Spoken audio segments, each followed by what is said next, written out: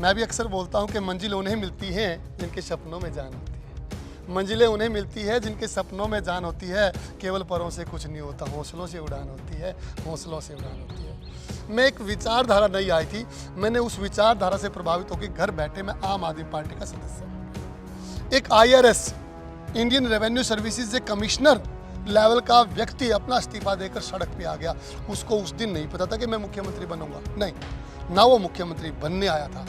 जींद को राजनीति का गढ़ रैलियों के आधार पे बना दिया, परंतु राजनीति का गढ़ जो विकास के लिए होना चाहिए उसकी तरफ जींद में किसी भी आज तक मुख्यमंत्री ने ध्यान नहीं दिया। तो मैं कहता हूँ जींद के तो मुद्दे ही मुद्दे हैं, चाहे बिजली का मुद्दा है, चाहे पानी का मुद्दा है, शिक्षा का मुद्दा है, स्वास्थ्य का मुद्दा है, सीवर का मुद्दा है, सड़कों का मुद्दा है, गलियों का मुद्दा है। जींद में तो ऐसा कोई है ही नहीं जिसको मैं कहता हूँ स्वस्थ मुद्दा ना हो, राजनीतिक मुद्दा ना हो। ये बिजली का आंदोलन हम उन लोगों को ये बता रहे हैं कि अगर आम आदमी पार्टी की सरकार आती है, अगर आप झाड़ू की सरकार लेकर आते हो, जितना हरासमेंट आपको सरकार ने बिजली के नाम पर किया हुआ है, ये हरासमेंट आपकी हम जीरो कर देंगे और 300 यूनिट तक आपकी बिजली माफ करेंगे। ये बिजली आंदोलन हम घर घर प्रत्येक व्यक्ति तक पहुंच रहे हैं। मैं चला जा रहा हूँ, मुझे नहीं पता कहाँ को जाना है, बस एक जुनून है, मंजिल को पाना है, मंजिल को पाना है। नमस्कार दोस्तों, मैं करमवीर तुषार एक बार फिर हाजिर हूँ एक नई अपडेट के साथ।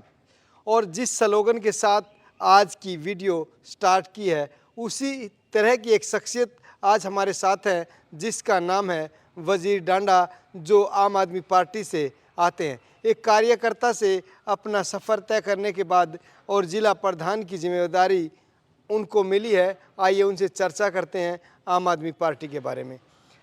वजीर जी, स्वागत है आपका। धन्यवाद सर, और आपके सभी दर्शकों को मेरी तरफ से नमस्कार। सर, एक आम आदमी पार्टी में आपने विश्वास जताया और उसके एक अच्छे कार्यकर्ता के तौर पर आपने काम किया। 1 जून को जो हमें जानकारी मिली है, आपको जिला अध्यक्ष की आप भार संभला दिया गया है, और क्या कहना चाहेंगे, किस तरीके से, क्या आपने कोई जैक लगाया कार्यकर्ता से सीधे जिला प्रधान या जिला अध्यक्ष की जिम्मेदारी मिलना, क्या चीज़ रही है ऐसी वजीर के ऊपर आम आदमी पार्टी ने विश्वास जताया? धन्यवाद Karambir Tushar ji. First of all मैं आपके चैनल के माध्यम से सभी दर्शकों को राम राम और नमस्ते। आपने बड़ी अच्छी लाइनें बोली कि बढ़ा जा रहा हूँ मंजिलों की ओर, बहुत अच्छी लगी। मैं भी अक्सर बोलता हूँ कि मंजिल उन्हें मिलती है जिनके सपनों में जान होती है। मंजिलें उन्हें मिलती है जिनके सपनों में जान होती है। केवल परों से कुछ नहीं होता, हौसलों से उड़ान होती है, हौसलों से उड़ान होती है।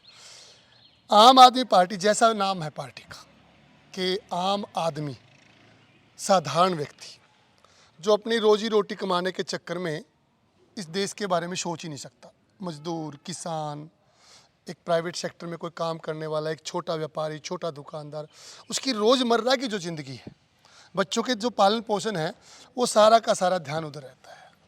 परंतु एक पढ़े लिखे नौजवान को जब उसकी एक नैतिकता भी बनती है कि अपने रोजगार के साथ साथ वो देश के बारे में कुछ जरूर विचार करे।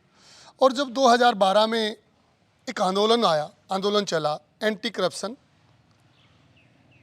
एक अन्ना हजारे जी के नेतृत्व में एक दिल्ली में एक आंदोलन आया था, जन लोकपाल भी उसका मुद्दा था। मैं उस समय से प्रभावित होकर, और आपको हैरान होगा कि मैं उस समय तिरंगा लगाकर बाइक पे मैं दिल्ली पहुंचा था। मैं उस आंदोलन से जुड़ा और 2013 में मैंने आम आदमी पार्टी ज्वाइन की, और वो भी घर बैठे लैपटॉप से, किसी के कहने से नहीं। ना मेरे पास कोई वॉलंटियर आया, ना पार्टी का कोई आदमी आया, ना किसी ने मुझे कहा कि पार्टी ज्वाइन करो। मैं एक विचारधारा नहीं आई थी, मैंने उस विचारधारा से प्रभावित होकर घर बैठे मैं आम आदमी पार्टी का सदस्य बन गया। मैंने 2014 के चुनाव में बड़ा अच्छा काम किया। 2014 में हमारी पार्टी ने 10 सीटों पर चुनाव जो है लड़ा, और यहाँ से एक जय सिंह ठेकेदार जी ने चुनाव लड़ा। आपको मैं आंकड़ों के साथ बता सकता हूँ कि लगभग 9300 वोट जींद विधानसभा से हमने दिलाए, और हरियाणा की 90 विधानसभा में रिकॉर्ड था। सबसे ज़्यादा MP के सीट में जो वोट मिले थे वो सोनीपत से जय सिंह ठेकेदार को मिले थे। तो एक अलग विचारधारा आई, एक देश के लिए सोचने वाले लोग आए। एक IRS इंडियन रेवेन्यू सर्विसेज के कमिश्नर लेवल का व्यक्ति अपना इस्तीफा देकर सड़क पे आ गया। उसको उस दिन नहीं पता था कि मैं मुख्यमंत्री बनूंगा, नहीं ना वो मुख्यमंत्री बनने आया था। वो तो एक करप्शन के अगेंस्ट, जो इतना बड़ा भ्रष्टाचार देश में हो रहा था, उसके खिलाफ लड़ाई लड़ने के लिए, आम आदमी की लड़ाई लड़ने के लिए आया। उस समय की सरकार ने दबाव डाला कि बाहर से बोलने से कुछ नहीं होता, सड़क पर कानून नहीं बनते, अगर हिम्मत है तो राजनीति में आए, चुनाव लड़के दिखाएं और विधानसभा में जाएं, कानून बनाएं। और उस चुनौती को अरविंद केजरीवाल जी ने स्वीकार किया और उस सड़क पर ही पार्टी बनी और वो पार्टी आज जो है 9 साल से दिल्ली में सरकार चला रही है। ढांडा साहब, एक बात मैं यहाँ ज़रूर कहना चाहूँगा कि जिस तरीके से रैलियों का शहर कहें या राजनीति का जो गढ़ कोई भी किला फतेह करने के लिए चलता है तो जींद से शुरुआत करता है। आपके जिला अध्यक्ष का या कार्यकर्ता का जो सफ़र है वो जींद से ही शुरू हुआ। इस वक्त आपकी पार्टी जींद के अंदर और कहाँ पर खड़ी है, ज़रा ये बताइए। जींद हरियाणा का दिल बोलते हैं लोग। मैं भी मानता हूं कि जींद जो है वो सबसे अच्छी भूमि है, सबसे ज़्यादा भोले भाले, एक साधारण, एक अच्छे विचार के लोग जींद में रहते हैं, निष्पक्ष। तो इस भोलेपन का फ़ायदा उठाने के लिए दूर दूर से लोग आते हैं कि वहाँ रैली कामयाब होगी। जींद को रैलियों का गढ़ तो बना दिया हमने, जींद को राजनीति का गढ़ रैलियों के आधार पर बना दिया, परंतु राजनीति का गढ़ जो विकास के लिए होना चाहिए उसकी तरफ जींद में किसी भी आज तक मुख्यमंत्री ने ध्यान नहीं दिया। तो अगर जींद का मुझे जिला प्रधान बनाया गया आम आदमी पार्टी का, मैं पार्टी को विश्वास दिलाता हूं कि जिला अध्यक्ष होने के नाते 2024 में आने वाले चुनाव में 5 की 5 सीटें आम आदमी पार्टी की झोली में डालने का काम करूंगा। तो किस तरीके की कनेक्टिविटी रहती है लोगों से, और जिस तरीके से आप मात्र 2 महीने हम कह सकते हुए हैं, लोगों के साथ किस तरीके का जुड़ाव है, और बहुत मैंने भी माहौल देखा है कि आम आदमी पार्टी की तरफ जो कन्वर्सन है लोगों का। मुझे आम आदमी पार्टी ने 1 जून को जिला अध्यक्ष का जो जिम्मेदारी दी थी और 8 जून को ही, आप हैरान होंगे, 1 तारीख को मुझे जिला अध्यक्ष बनाया जाता है और 8 तारीख को जींद जिला में एक तिरंगा यात्रा का आयोजन किया जाता है आम आदमी पार्टी द्वारा। केवल 7 दिन का समय मुझे मिला और 7 दिन के समय में 2 मुख्यमंत्री, पंजाब के मुख्यमंत्री सरदार भगवंत मान जी और दिल्ली के मुख्यमंत्री हमारे राष्ट्रीय संयोजक अरविंद केजरीवाल जी, केवल 7 दिन का मुझे समय दिया गया कि आप जिला अध्यक्ष बनाए हैं और जींद में हम तिरंगा यात्रा करना जा रहे हैं। तो आपने 7 दिन के अंदर वो जिला अध्यक्ष का काम भी देख लिया होगा और हमारी तिरंगा यात्रा भी देख ली होगी और उस तिरंगा यात्रा से हमने हरियाणा की 2024 का आगाज शुरू कर दिया। भले ही वो तिरंगा यात्रा 800 मीटर की रही हो, परंतु एक देखने वाली बात ये थी, जैसा बताया कि वो एक प्रकार से हम कह सकते हैं कि सफल तिरंगा यात्रा रही। इसके लिए हमने वो बारीकी से ग्राउंड पर देखा, हमने कवरेज भी की। तो वजीर डांडा से हम ये जानना चाहते हैं कि आम आदमी पार्टी जींद के अंदर किस एजेंडे के तहत लड़ेगी, कौन कौन सी वो चीज़ें हैं, कौन कौन सी समस्याएं हैं जिनको उन्होंने अपने पिटारे में बंद किया हुआ है। हमारी पार्टी पूरे हिंदुस्तान की एक विचारधारा है, शिक्षा, स्वास्थ्य, बिजली, पानी, हमारे मुख्य मुद्दों में से हैं। परंतु अगर मैं आपको हरियाणा की बात करूं, अगर आपके जींद की बात करूं, मैं जिला अध्यक्ष हूं, मैं जींद की बात करता हूं, जींद को जब बैकवर्ड बोलते हैं हमें बड़ा दर्द आता है, बड़ी तकलीफ होती है। जींद 1966 में जब हमारा हरियाणा प्रदेश बनता है उसमें पहला जिला बनता है, उससे पहले 5 जिले थे, 6 जिलों में काउंट होता है, यानी कि सबसे पुराने ज़िलों में से जींद है। और जब हम कहीं बाहर जाते हैं कि जींद से तो बैकवर्ड एरिया से है, बड़ा तकलीफ होती है, बड़ा दुख होता है। तो हम इस जो हमें पिछड़ापन कहा जाता है, ये राजनीतिक शिकार रहा जींद, राजनीति का शिकार। एजेंडा क्या रहेगा 2024 की? वही तो मैं आ रहा हूँ। सबसे पहला हमारा एजेंडा है शिक्षा, स्वास्थ्य, बिजली और पानी। और अगर मैं जींद की बात करूँ, जींद में सीवर सिस्टम ठप पड़े हैं, आप जाकर चेक कर सकते हैं, मेरी बात न मानिए, दिखाइए पब्लिक को। जींद में थोड़ी सी भी, अगर मैं कहता हूँ 15 या 20 mm वर्षा हो जाती है, सारे सीवर बंद।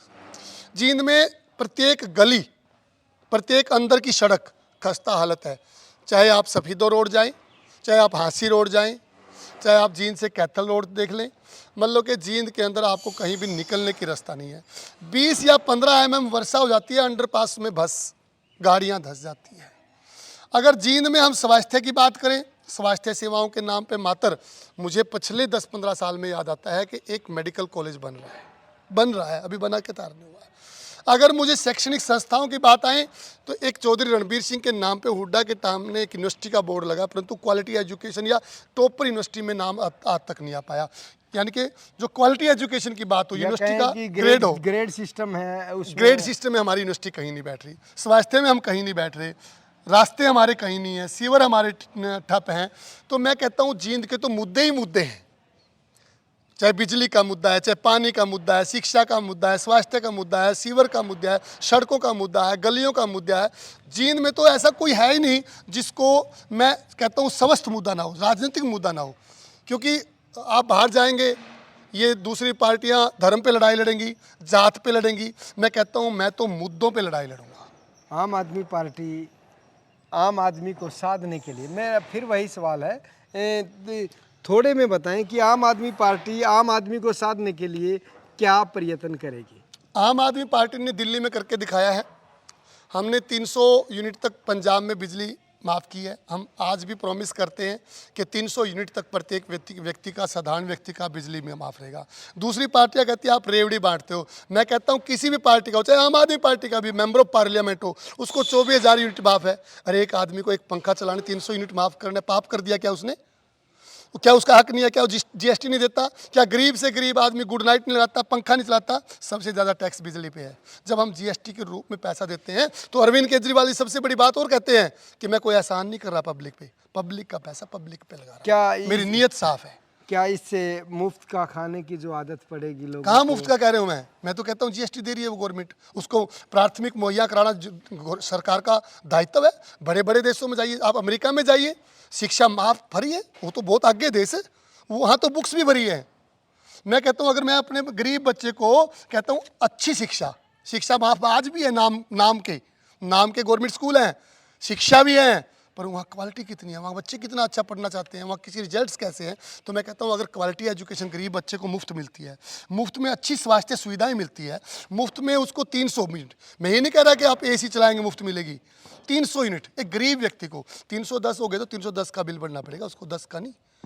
ये गलत फहमी और दूसरे लोग फैलाते हैं, हम नहीं, हम सच बोलते हैं, हम सच के साथ चलते हैं, ईमानदारी के साथ और नीयत के साथ हम काम कर रहे हैं। मान लिया जाए 2024 में आपकी पार्टी यहाँ से टिकट निकाल लेती है, निकाल लेगी, आपका विधायक मानिए बनता ना, है, निकाल लेगी। आपका विधायक बनता है, तो पहला ऐसा कौन सा काम है जींद का जो पहली कलम से होगा?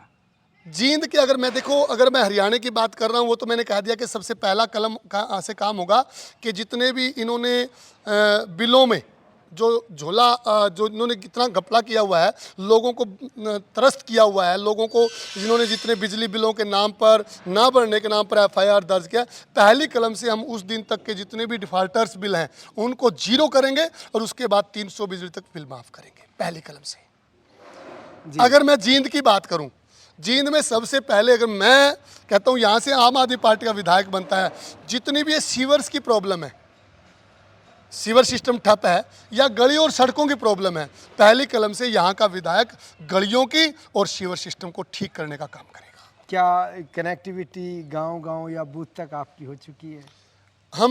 आप तो कहते हो कनेक्टिविटी गांव-गांव बूथ, हम तो कहते हैं व्यक्ति टू व्यक्ति, फेस टू फेस, 1 by 1, एक व्यक्ति तक हमारी कनेक्टिविटी चल रही है। आपने एक मुहिम चलाई हुई है बिजली बिलों को लेकर, उसके बारे में क्या कहेंगे? देखिए, मैं कहता हूँ हमने बिजली आंदोलन चलाया हुआ है। उस आंदोलन हमने इसलिए नाम दिया क्योंकि जब हम गांव में जाते हैं, कभी किसी शहर के वार्ड में जाते हैं, बहुत से लोग हमें ऐसे मिलते हैं कि सर मेरा बिल जो है 400-500 रुपये आता था मंथली और मैं रेगुलर भर रहा था, पर तो पिछला बिल मेरा 22,000 आया और मैं बिल लेके जब एसडीओ एक्शन के पास गया कि जी मेरा बिल गलत आ गया है, तो उन्होंने कहा कि पहले ये भरो फिर देखेंगे ठीक होगा नहीं।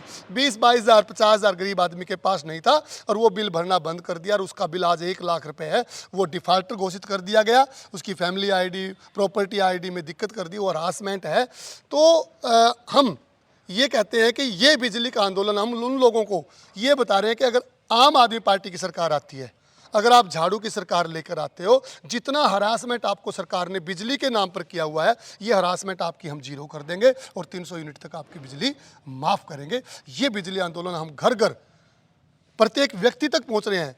आप कहते हैं गांव, आप कहते हैं वार्ड, आप कहते हैं बूथ, मैं कहता हूं गांव, वार्ड, बूथ नहीं, घर घर घर, घर घर नहीं, घर में प्रत्येक व्यक्ति तक हम पहुंच रहे हैं जी और हमें बड़ा समर्थन मिल रहा है इसमें, बहुत बड़ा समर्थन। जी, धन्यवाद।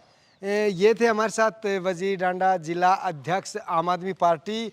और मैं आम आदमी पार्टी के लिए अंत में इतना ही कहूँगा, अभी आपकी आखिरी उड़ान बाकी है। सच कहूँ असली इम्तिहान बाकी है। अभी नापी है आपने मुट्ठी भर ज़मीन, आगे पूरा आसमान बाकी है। एक नई हस्ती, एक नई शख्सियत के साथ फिर होंगे हाजिर, तब तक दीजिए इजाज़त। जय हिंद, जय भारत।